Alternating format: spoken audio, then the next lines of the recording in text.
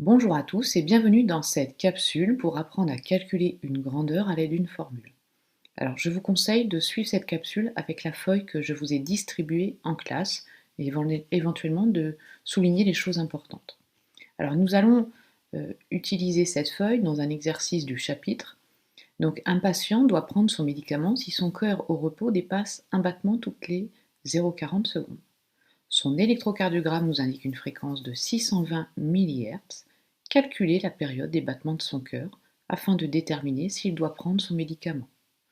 Vous pouvez déjà mettre sur pause et commencer à réfléchir à l'exercice. Puis ensuite voir la méthode.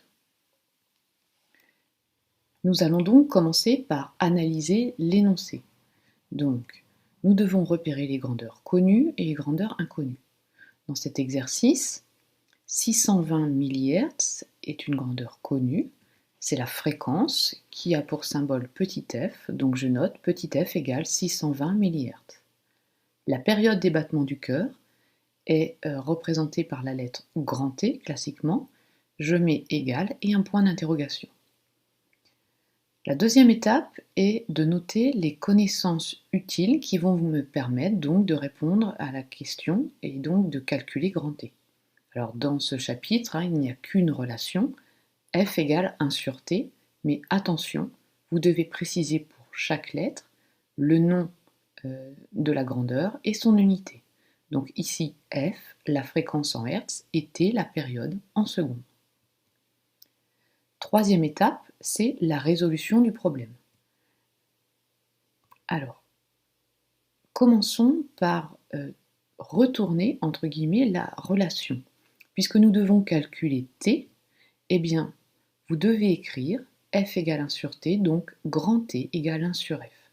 Cette étape est obligatoire et c'est en général celle-ci que vous allez oublier. Une fois que j'ai retourné la formule, eh bien, je regarde si les unités dans l'énoncé correspondent aux unités de la relation. Ici, 620 mHz n'est pas en Hertz. Alors, milli comme millimètre, ici millihertz, donc 620 mHz, ça fait 0,620 Hz. Une fois que mes grandeurs sont dans la bonne unité, je peux faire ce que l'on appelle l'application numérique, c'est-à-dire que je remplace chaque lettre par sa valeur. Donc, grand T égale 1 divisé par 0,620. Ce qui me fait une période égale à 1,6 secondes. Dernière étape, j'écris le résultat avec l'unité et je fais une phrase. La période des battements du cœur est de 1,6 secondes. Alors, dans cet exercice, il ne faut pas oublier aussi de répondre à la question qui était est-ce qu'il doit prendre son médicament? Donc, il suffit de comparer. Donc, il doit prendre son médicament car sa période dépasse ce que nous indiquait dans l'énoncé, les 0,40 secondes. Donc, les 3 étapes impératives à respecter pour toute résolution d'exercice, l'analyse de l'énoncé, les connaissances utiles et la résolution. Je devrais voir ces 3 étapes à chaque fois. Merci et à bientôt.